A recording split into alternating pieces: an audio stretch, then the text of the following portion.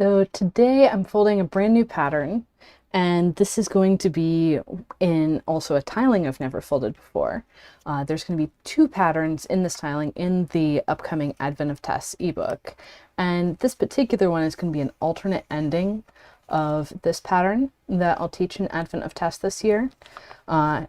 This one, I'm blanking on the name at the moment. It'll probably come to me later. Something blocks. But I'm going to start this way and then continue in a different way. It's a brand new pattern. I'll give you a quick peek at what my screen looks like. Like over here, I've got the tiling and the crease pattern and the chat. So that's what I'm working with. Feel free to write stuff in the chat, ask questions, comment on things, and I'm going to go ahead and start folding. So starting, and this is more of a watch me do my thing kind of day than a I'm going to teach you how to do this thing kind of day. So just keep that in mind if you're wanting to fold this too. I'm starting with lines 2 grid spacings from the corner, and have the mountain fold here, the valley fold under here, and that's going to give me a rhombus twist.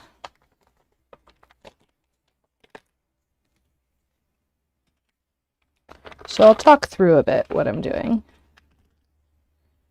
but mostly I'll just be folding at full speed.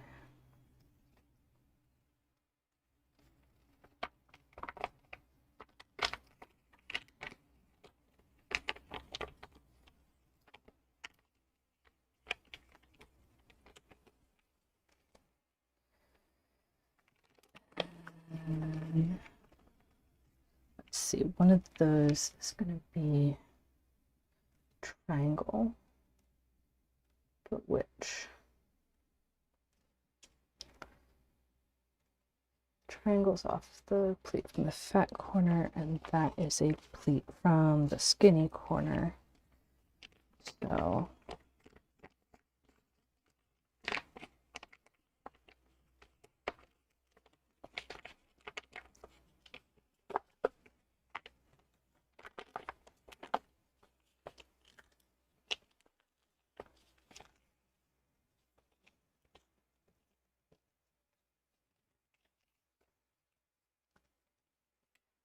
and I'll zoom in.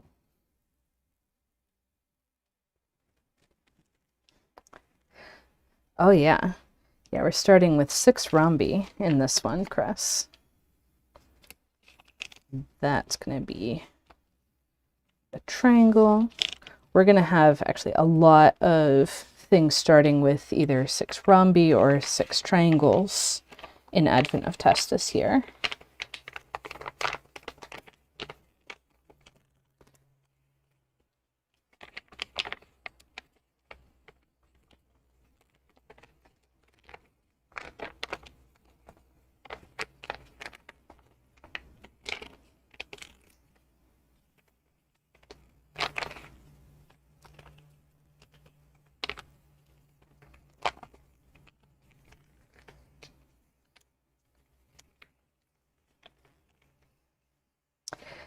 Yeah, they're going to be 3-fold rotationally symmetric for the 6 items.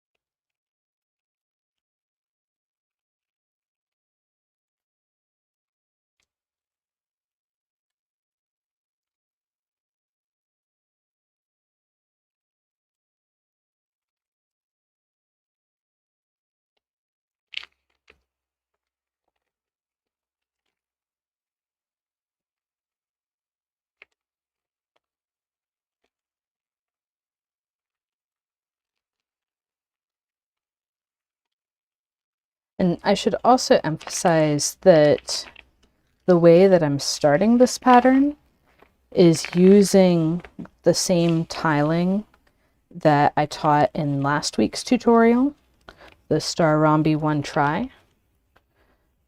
It's just that the triangle is on the opposite side of the paper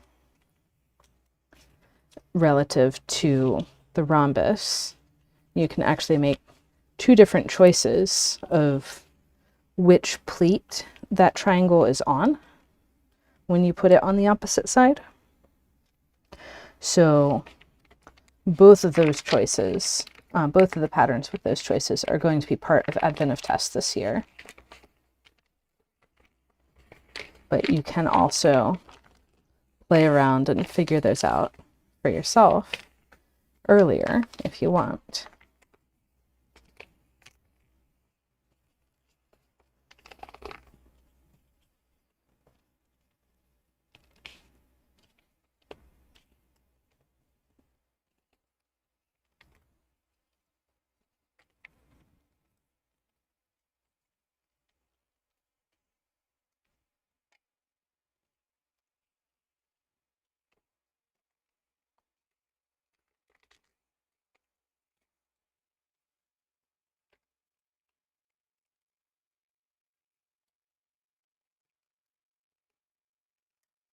So that's one ring around the center. We have a lot of rhombi sitting, waiting to be folded, waiting as triangle wraps or three-way intersections. And then the next ring around the center will resolve all of those. And that next ring is still acting like it's part of the Star Rhombi One Triangle tiling.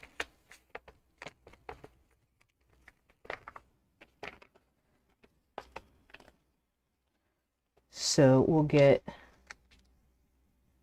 a resolved rhombus and two more rhombi before we resolve another rhombus.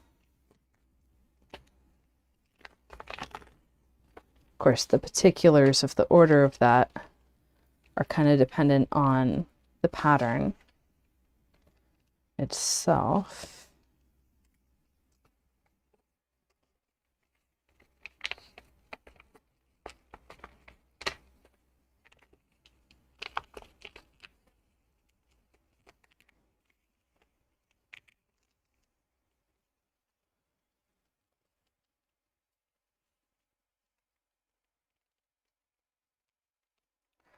And that will complete the clusters of three rhombi around a triangle.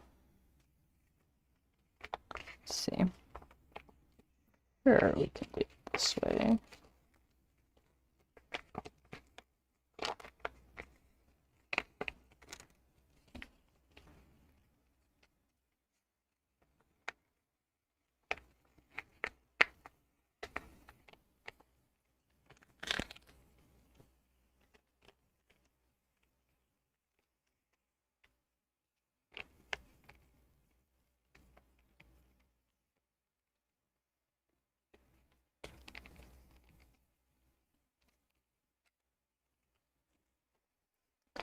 And so this is going to be an isoarea pattern that has only rhombus and triangle twists, only closed rhombus and closed triangle. It's going to have these tumbling block motifs on both sides.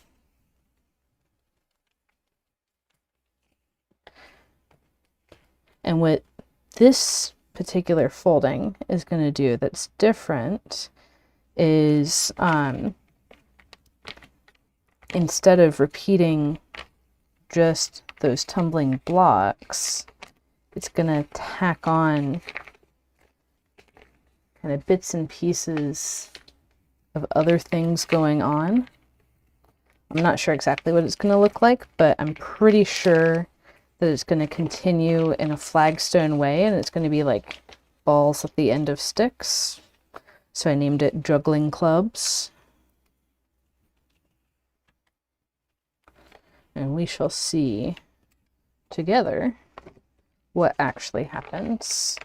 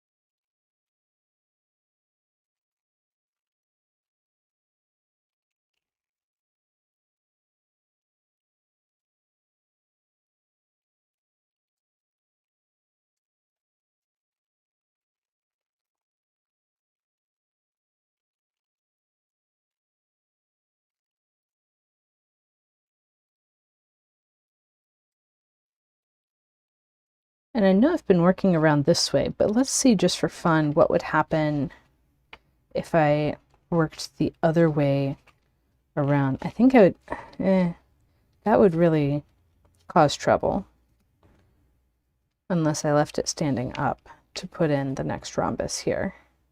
But then I would need to squash something on the back. I'll stick to what I've been doing.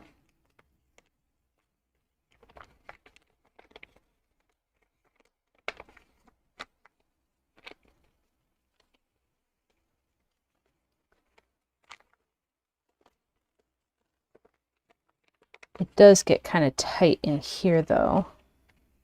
And I'm folding through the tip of a rhombus on the other side.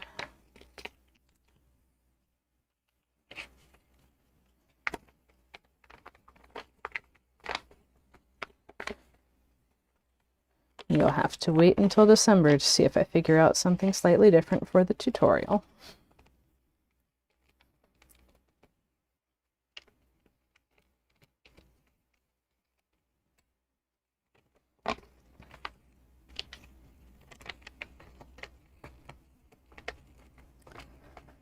But if this one takes folding through the tip of a shape, it's not going to be the only one this year.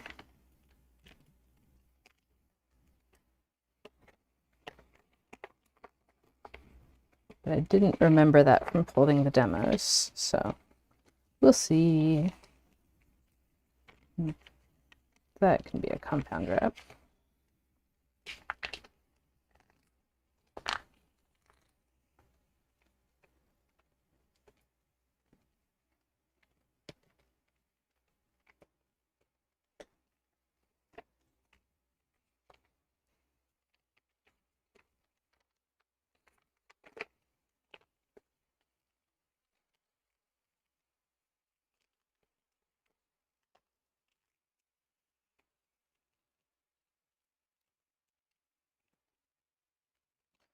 So this is how much I have in the Advent of Tess pattern, and then it's going to get a little bit weirder. So let's see. Oh, this side's the front. The good thing is I didn't need a rotated grid because the pattern's aligned, at least the tiling breaks are aligned with the edge of the paper.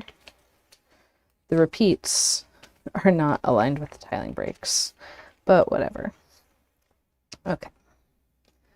So cluster on the back, and then I want to work from here up because that's going to be the best pleat layering. That twist, okay, I've identified it on my crease pattern, and the pleat going out of this fat corner goes to a rhombus on the back with a triangle close by on the front. I'm going to get that front triangle spacing. Yep. Okay.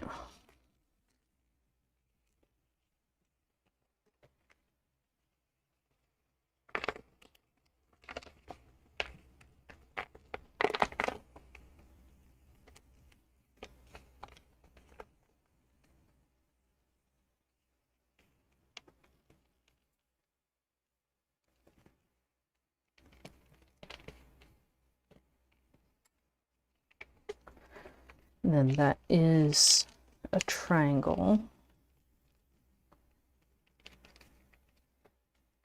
And that's feeding into triangle on the back, and there's going to be another triangle on this side. I already have that rhombus.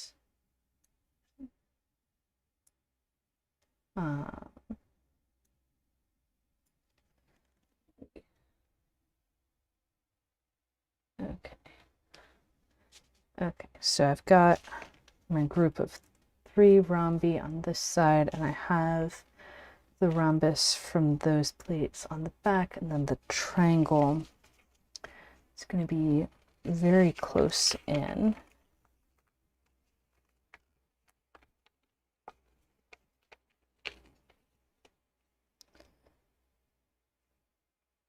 Is that the right plate though? No, it's going to be this guy because that's the overlap.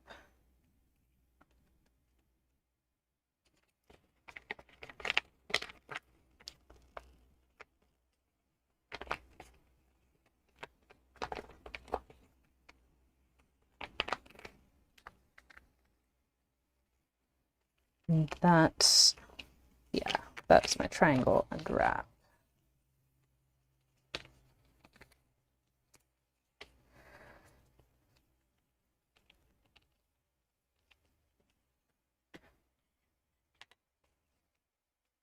So usually the 3 positions of symmetry would be the center and then these triangles. But in this particular alternate ending, there's a position of symmetry in the middle, and then the next position of symmetry isn't until out here. So that's going to be my next position of rotational symmetry. And yeah, we've got the ball and stick, and I don't know, that might continue a little further. So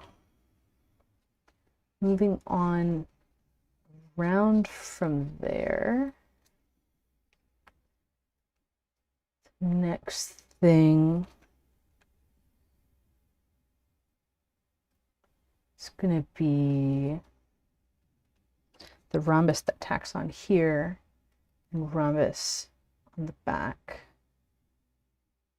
And that tacking on is going to cause a triangle wrap.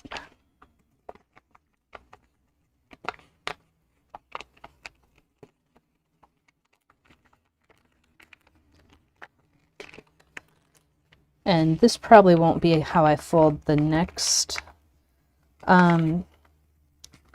set of parallel pleats, but really wanted to see the pattern from the side I'm looking at the crease pattern to make sure that I'm doing things right.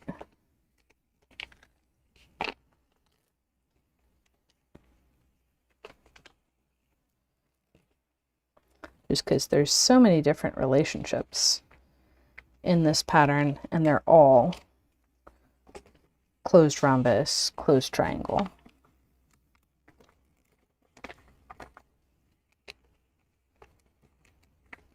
So then there's things that I wrapped, I know already are in the right position.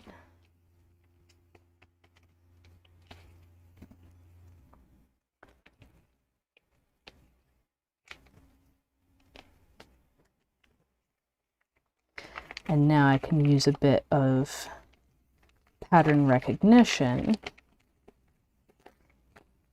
to repeat what I'd done on the other side, putting in this cluster of triangles.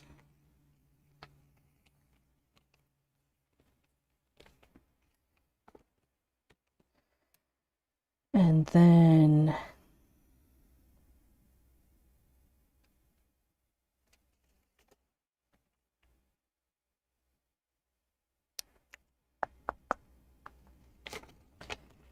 this should be another rhombus, because those triangles are hitting between two rhombi. It's flagstone spacing.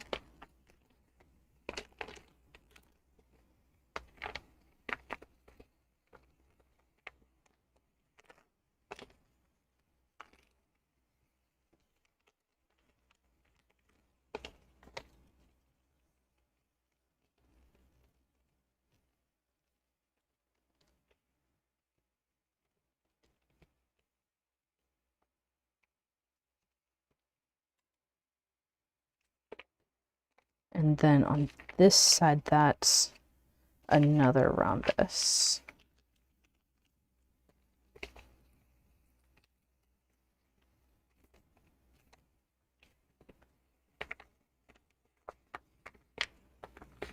Do I get a true tiling break?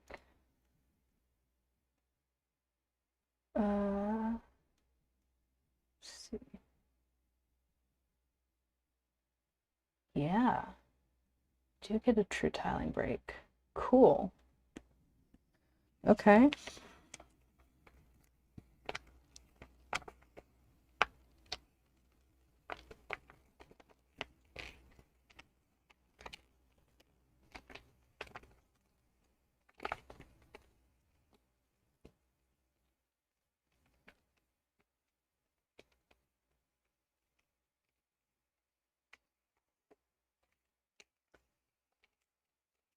Now we're back in the triangles.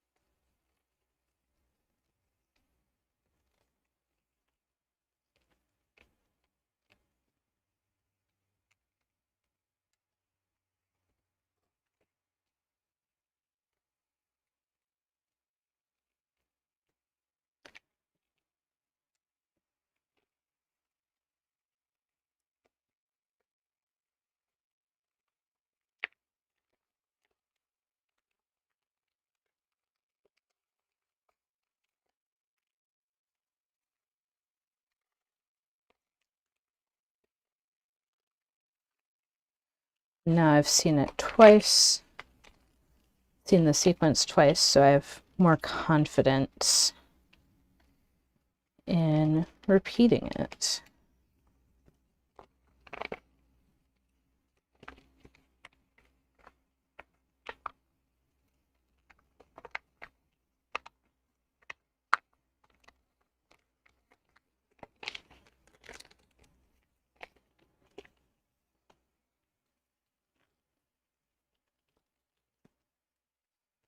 And it's a lot of triangle and compound wraps to get through things. See, this one's, is that a triangle? I can look over here. Yeah, it is.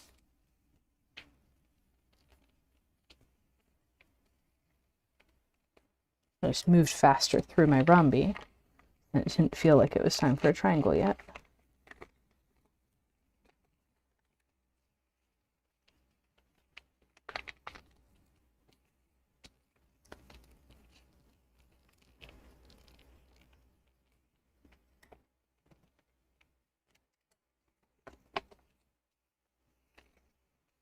One of the nice consistent things about this pattern is every twist has all pleats going to twists on the opposite side. Makes the density tight. Well, wouldn't have to make the density tight, but I chose to make it flagstone spacing. But it's really convenient that I can just say, oh, every twist that happens next is on the opposite side.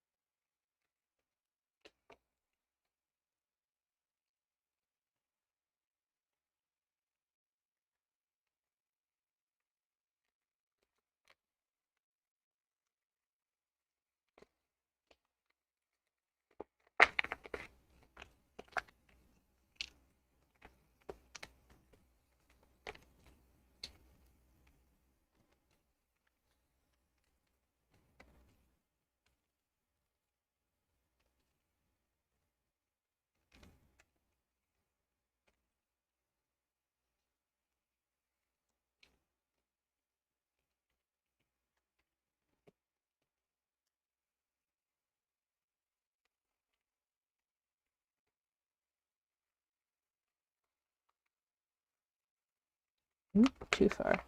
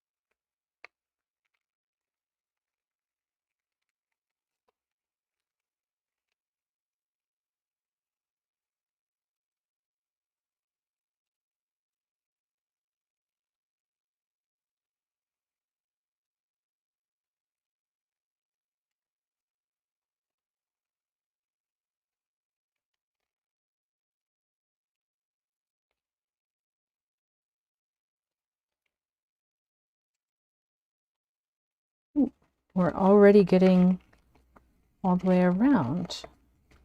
That was fast.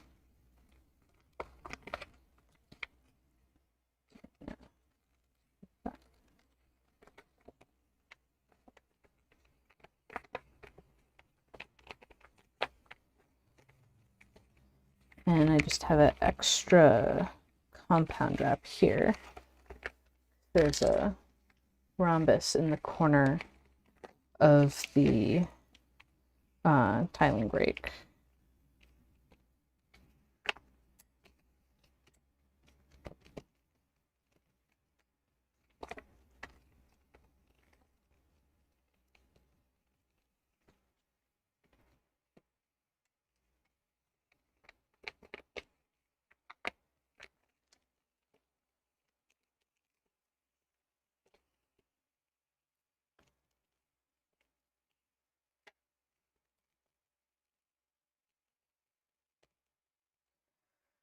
Okay.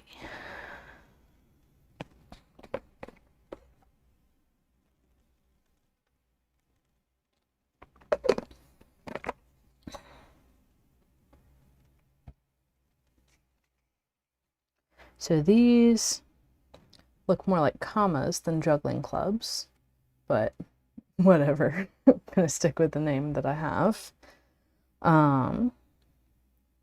Or apostrophes. So now I get to figure out the next ring around the center. That pleat's going to a twist on the back, and it's going to be the same as these guys. It's going to be a closed triangle, so I can go ahead and fold the rhombus here.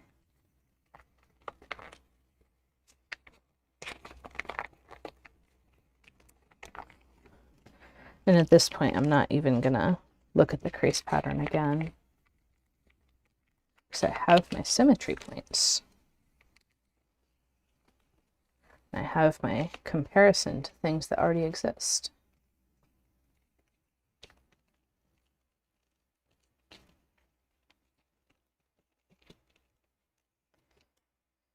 And yeah, let's flip.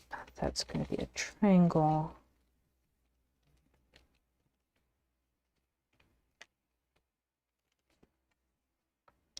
So I've got the pairs of triangles and then rhombus feeding into triangle on the back, and that rhombus is coming from that point.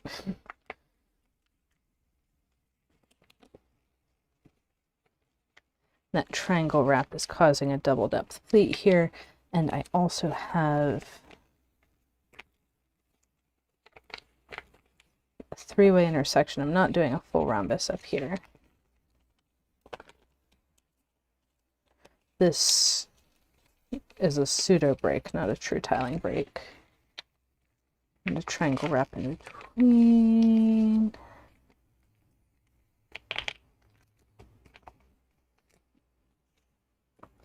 But yeah, that all works out. It's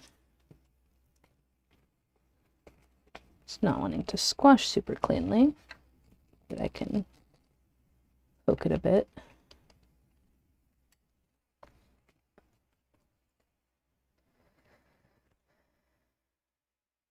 I'm debating the layering of this stuff because I'm going to be coming through this way. So I'll tuck it under so I can access the pleat I need to get to first. And flip.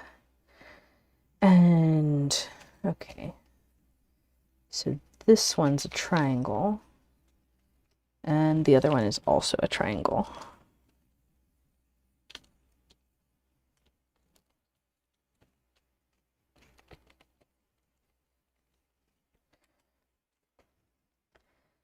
And so, okay, got this is going to feed into a rhombus on this side and a rhombus on the back. Look at it down here. You can see this pleat's going to have a rhombus on the front. I'm trying to work up this way. So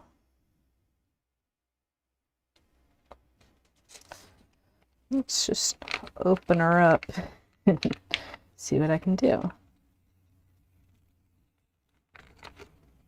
That that one's definitely going to be a three-way intersection, because if I did the whole rhombus, I would cause an overlap down here,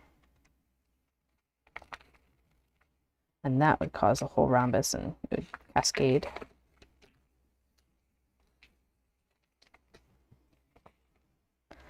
And this one,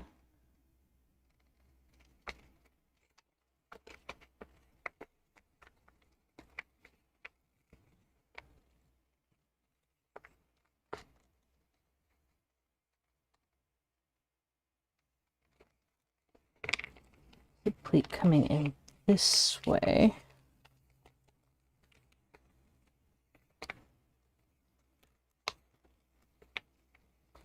So if I have those two three-way intersections set up, I can go to the back side and get that rhombus in place.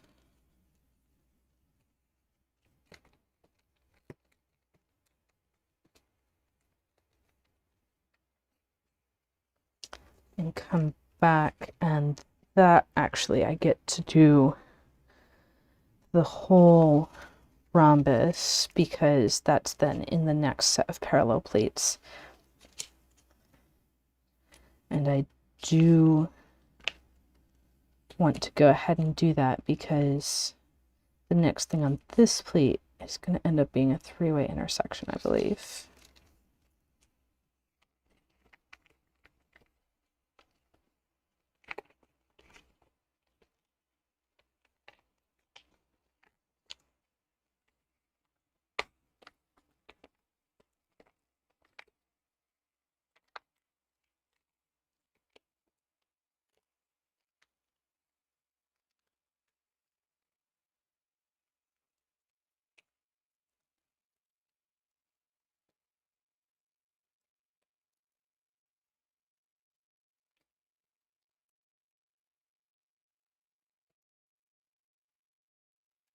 Okay, yeah, that's going to stay a three-way intersection until the next ring around. That is going to be a closed triangle twist.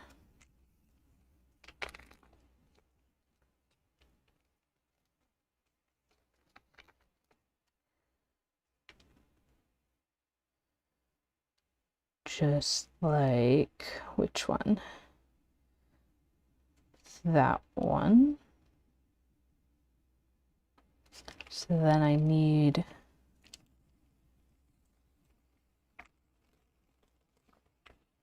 rhombus and a triangle wrap, and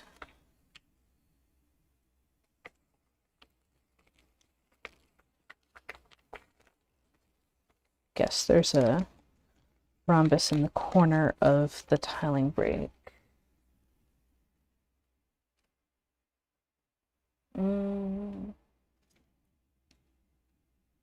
Maybe not, that might be adding a different layer. But definitely, so what I did is I looked over at the tiling, and I was like, is there a rhombus in the corner? No. Maybe don't fold one.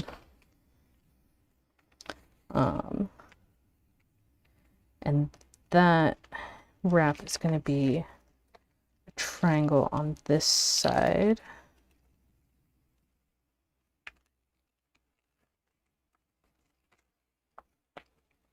With a compound wrap.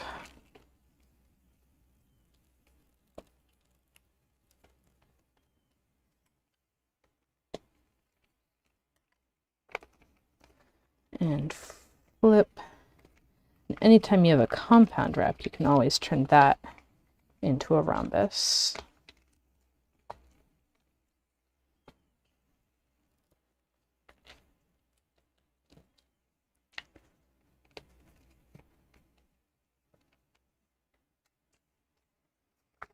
A bit of fuzziness on that fold.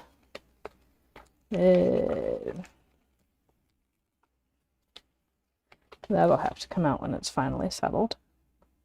Okay, which is going to be very soon, because get a triangle here And I'll wrap that guy.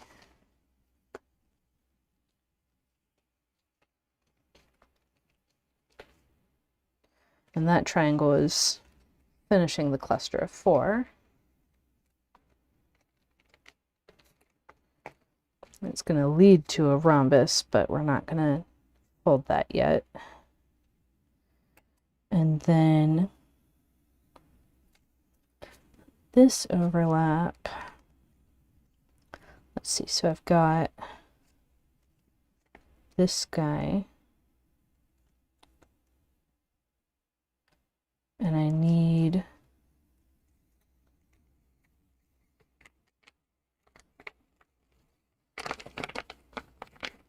a rhombus in here.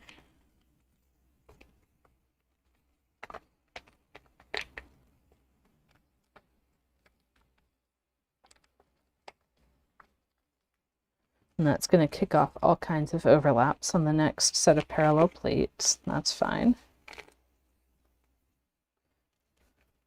Overlaps on the next set of parallel plates are fine. Overlaps on the set that you just worked through, bad idea.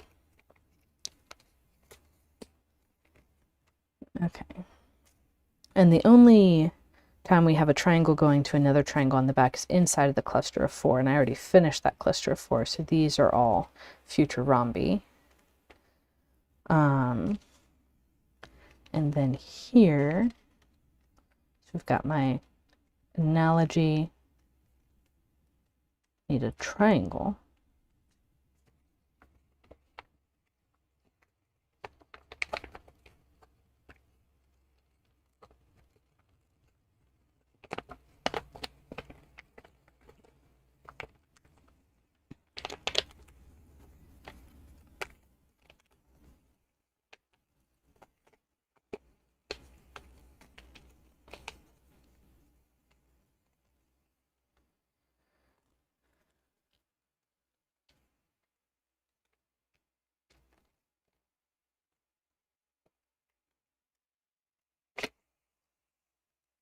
And flipping over,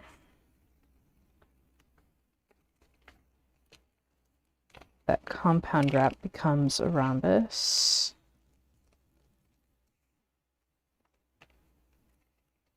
This guy will hang out for later. And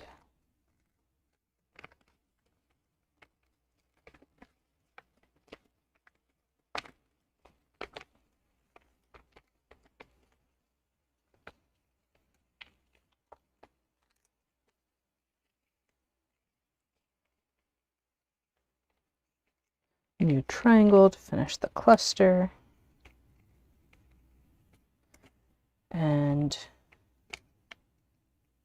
there'll be a rhombus on here, but checking the spacing. Okay.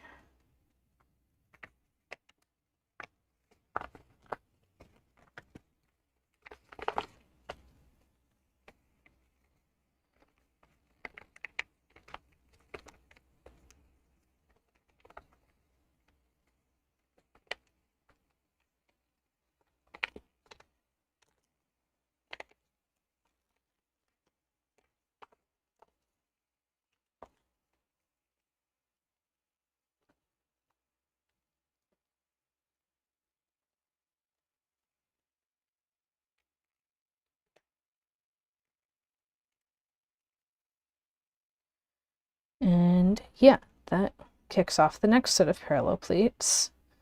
I'm gonna play myself some music. Today I'm listening to, let me get the actual name of the playlist, Arabic Traditional Instrumental, the playlist on Spotify. So, triangle.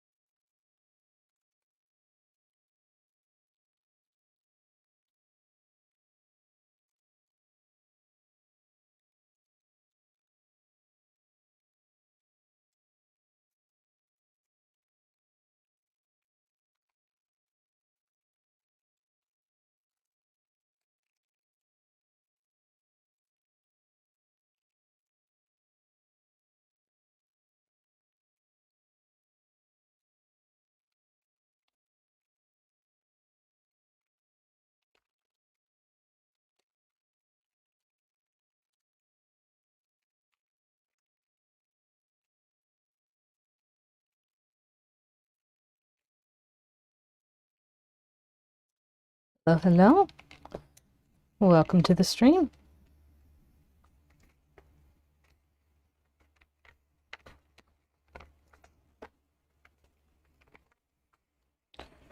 Right now I'm working my way around the center, adding in, I mean, it's always rhombus and triangle twists on this pattern.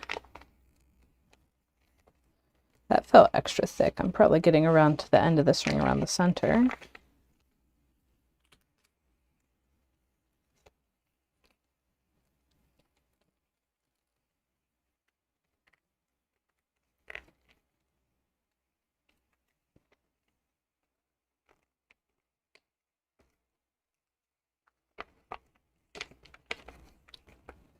One of the ways I like to think about what I'm doing is taking a pleat overlap, or a pleat that's crossing a bunch of parallel pleats, and I'm passing it further and further down until that pleat becomes part of the next set of parallel pleats.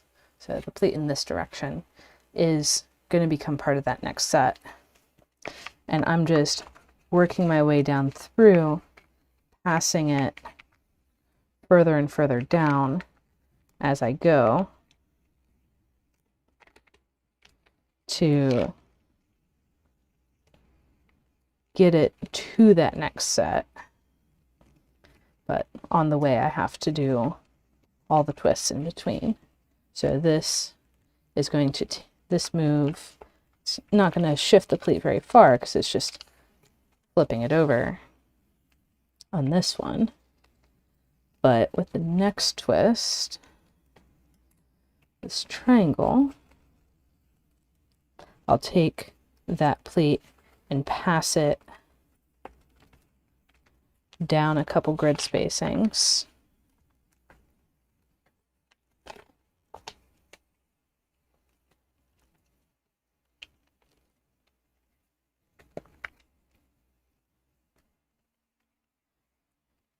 And then pass it again.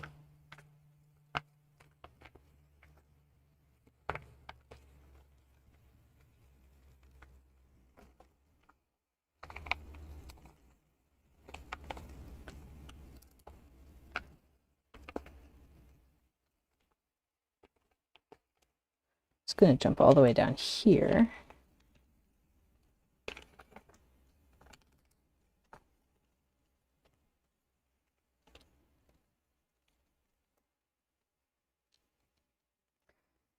Oh, thanks.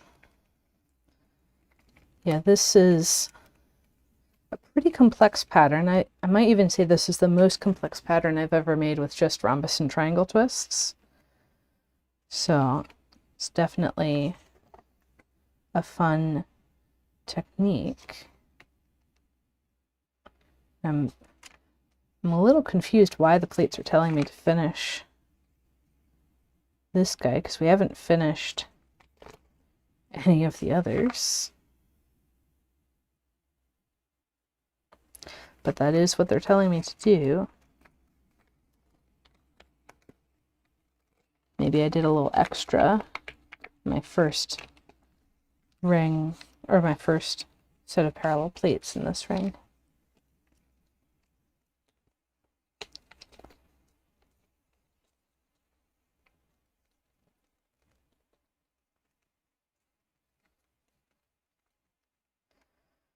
Okay.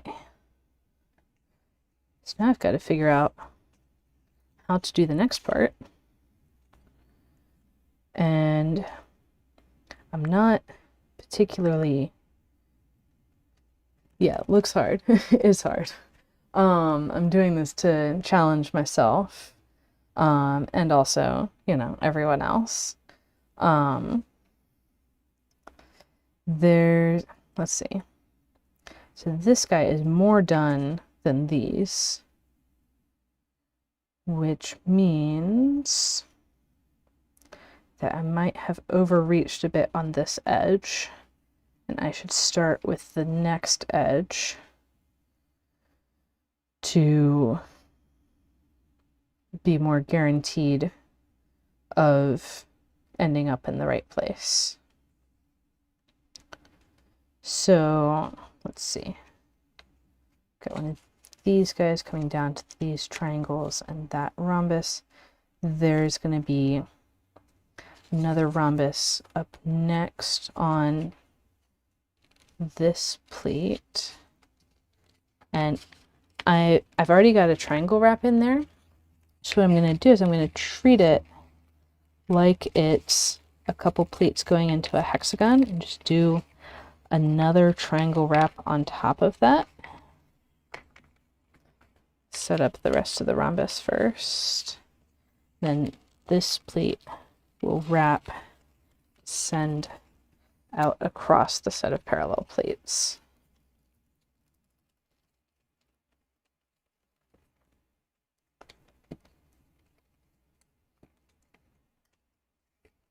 Which is convenient when I flip over because that can just push over, and I do want to wrap that. Making sure to open just one pleat when I put in the wrap. Oh yeah. Yeah, I'm just narrating my thought process. Feel free to just watch. And then flipping over. Let's see. So I'm going to that and another. Okay, so it's going to be easiest to do both of these at the same time.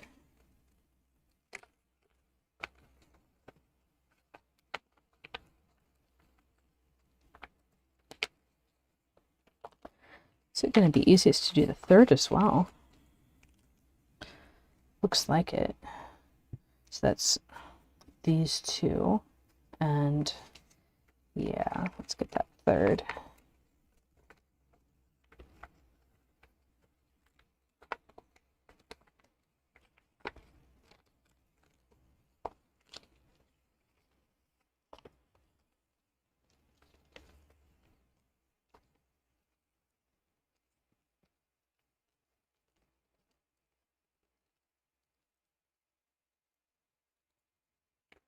Bingo.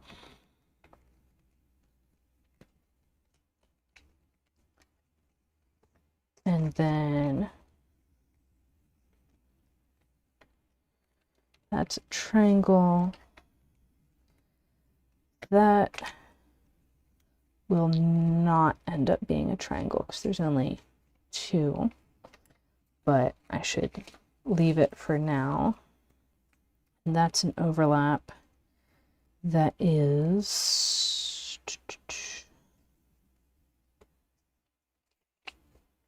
okay, that guy.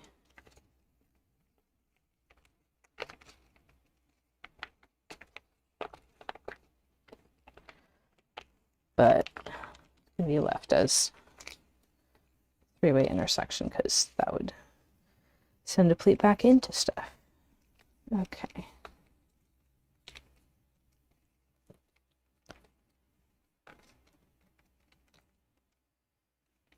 And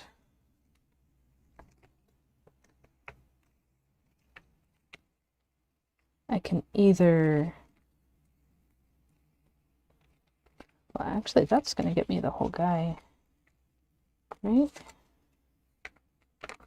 Yeah. But I can, it's going to be easier for me if I do this one on the other side first.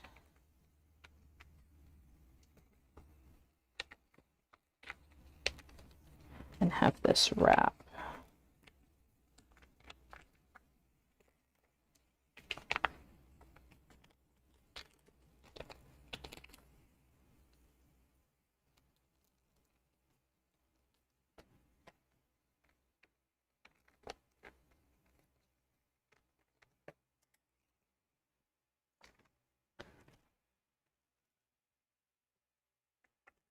Yeah. I just check the tiling, and I do get a rhombus in the corner of the tiling break.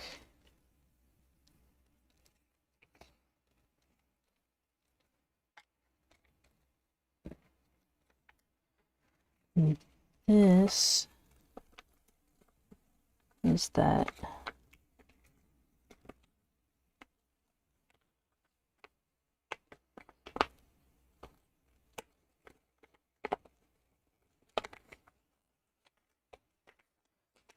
three in a row.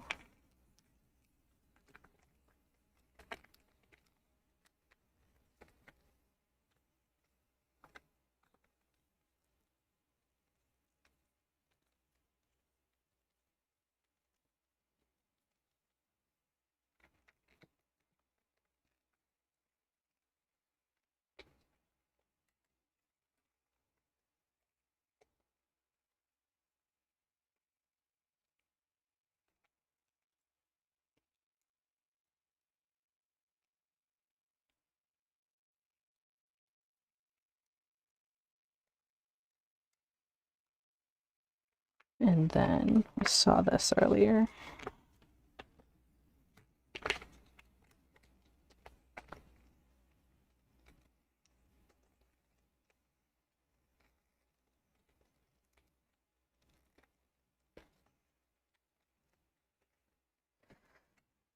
Yes, yes.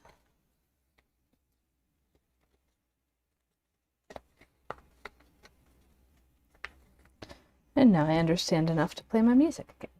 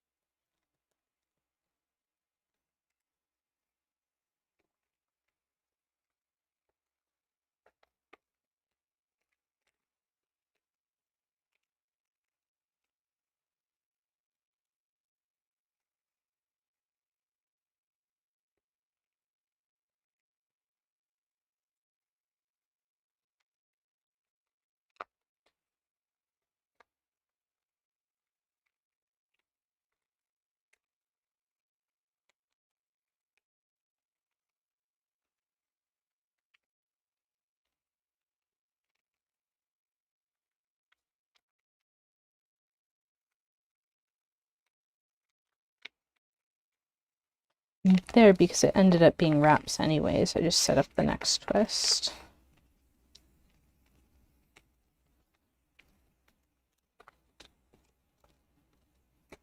That was crunchy.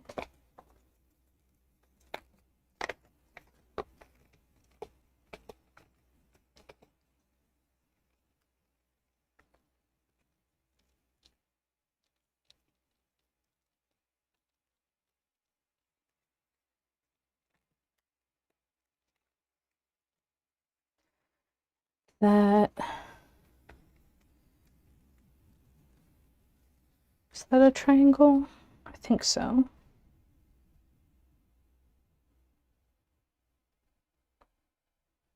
Yes.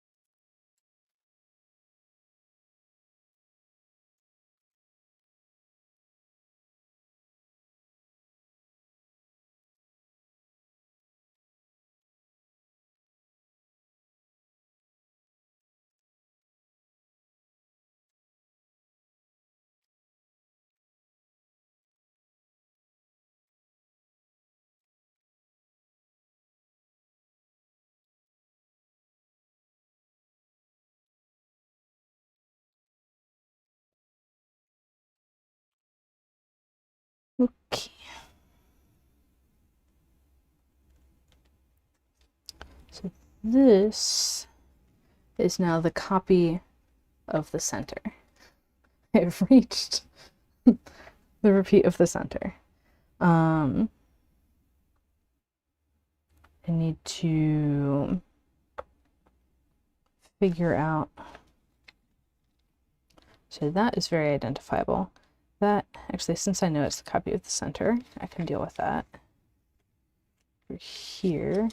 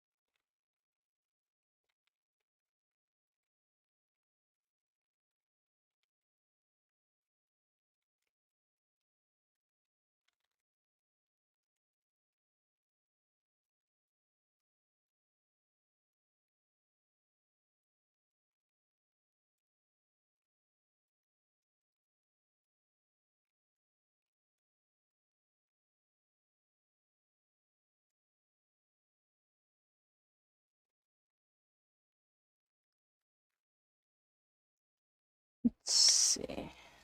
Is this a triangle?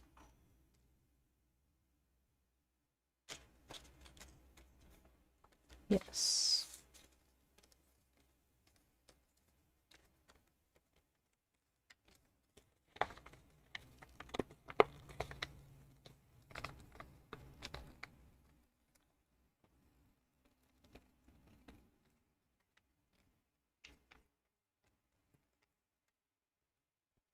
Then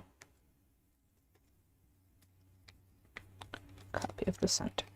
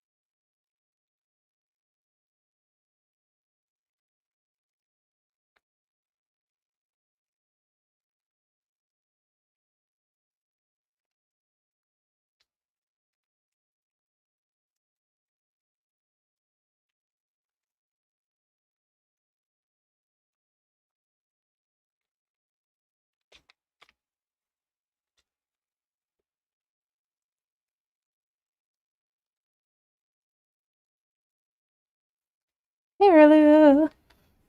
Glad you could join us. Don't worry about being late. I just reached copies of the center.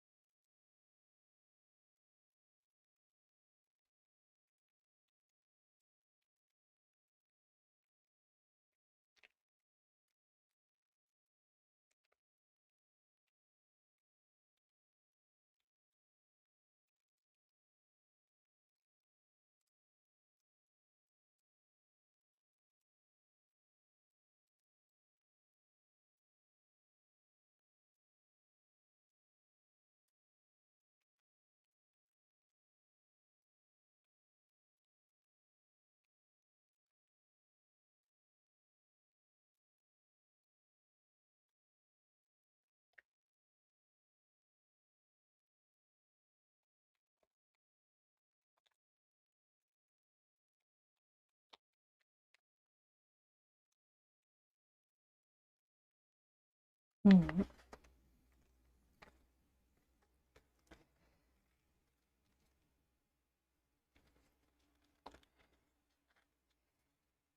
Yeah. The grid is decently tiny. Not the tiniest I've folded. It's 64 divisions aligned on a piece of skytone paper with 7 inches per edge, which would be 14 inches from point to opposite point. About 14 inches is about 30 centimeters.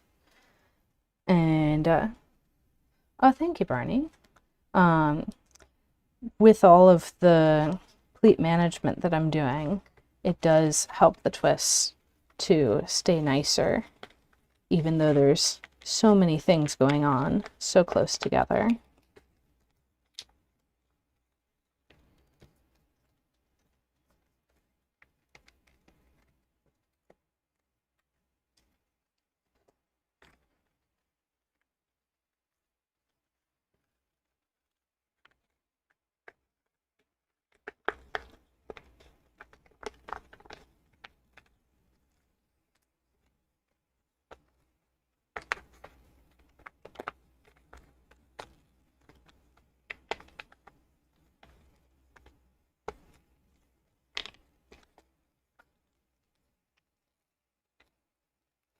Well, the pleat management helps, and also folding thousands of tessellations. I don't know that I'm at thousands plural, but getting there.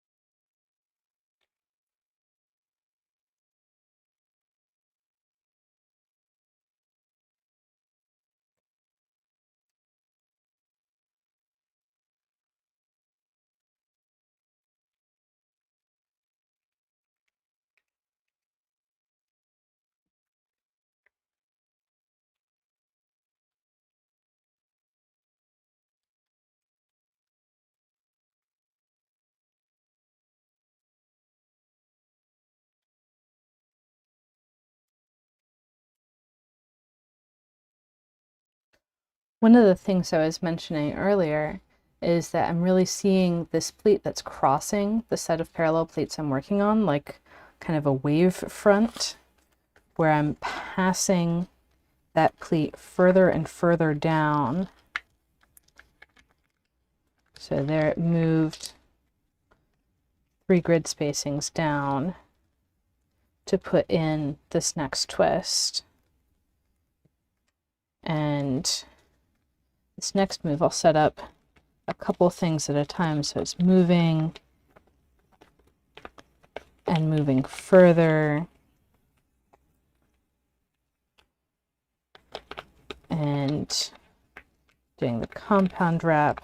And now it's all the way over here, practically in the next set of parallel pleats.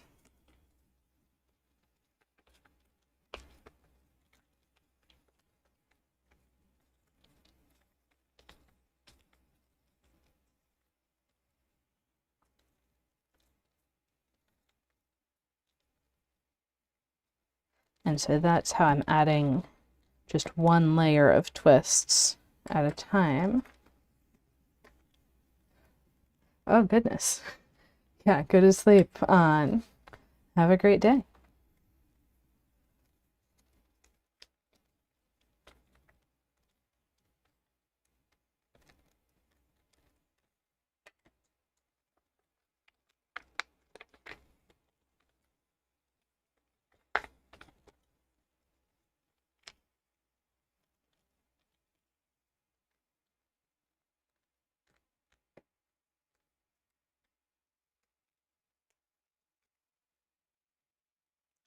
let's see, I think I'll do another set of parallel pleats that'll complete this ring around the center, and I'll call it for today, because usually I just do these for an hour, but this one's a little long.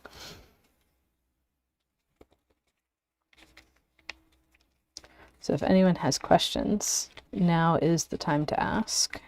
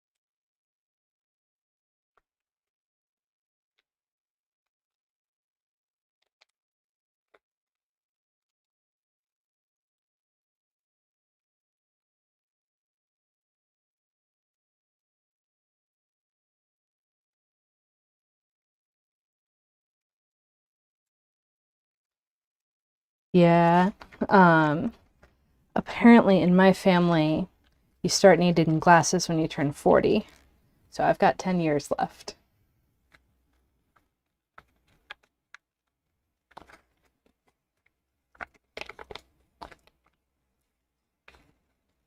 But we shall see.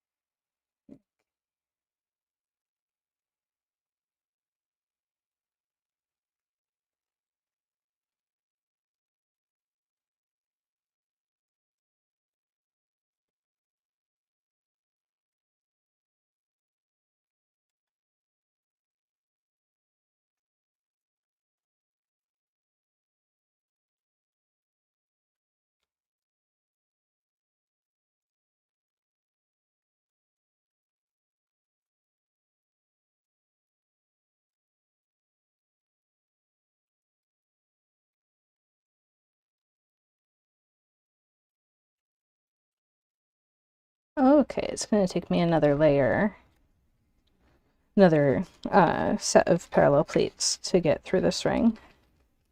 That's fine.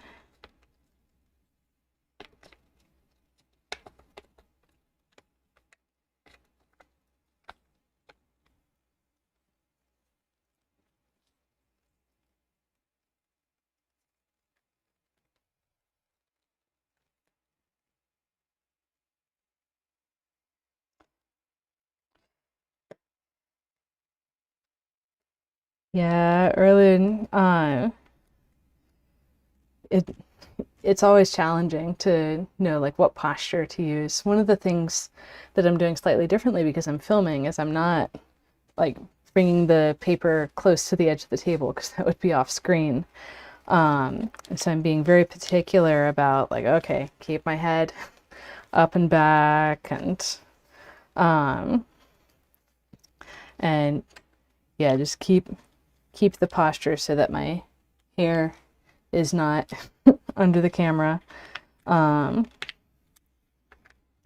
But yeah, it's definitely a challenge to find a table that's the right height. For folding grids, I really like to have my elbows able to swing freely above the table, like an inch or two above the table. I find that that is beneficial for repetitive stress of folding the grids. And I also like about that height for folding too. Partly I'm just used to it. But I went ahead and got a tall stool to sit on so I could be at the right height relative to my table.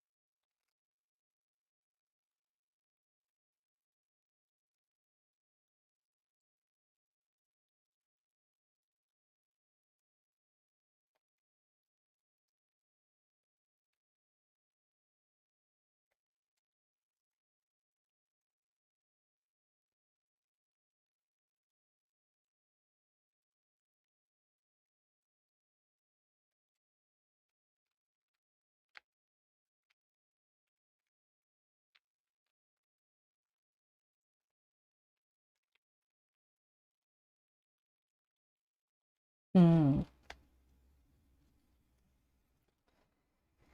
That definitely makes things more challenging.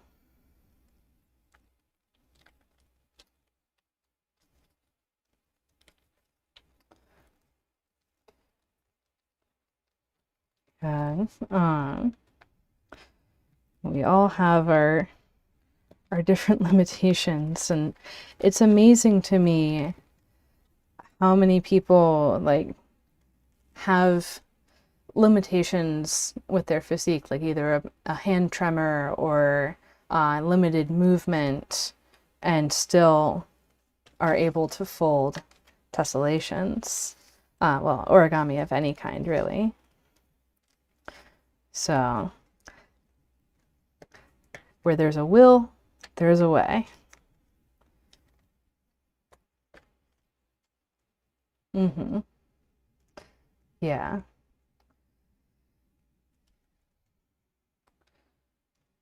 Yep. All right. So this is as much as I'm going to do right now. We can see these repeats of the center. And we've got these kind of ball at the end of a very short stick motifs that are present on both sides. And I called this pattern juggling clubs, but who knows? I didn't actually look at a picture of what a juggling club actually looks like. Just going from vibes. So that's the name. If it fits, it fits. If you think of a better name, let me know. And I'll fold a bit more into the edge. Like I'll get pretty close to the edge, but not actually fold all the way into it. I'm pretty certain that I'll be able to have a border that is parallel to the edge. So I'll leave that for future me. But yeah, for an hour and a half, getting this far is pretty good. So happy folding, everyone. And I will see you in the next session. Next week, let's see, what are we doing next week? I still have to decide on that. I had some comments asking for a video on pleat overlaps and wraps, so we might be doing that. Right. Happy folding, everyone, and see you next time.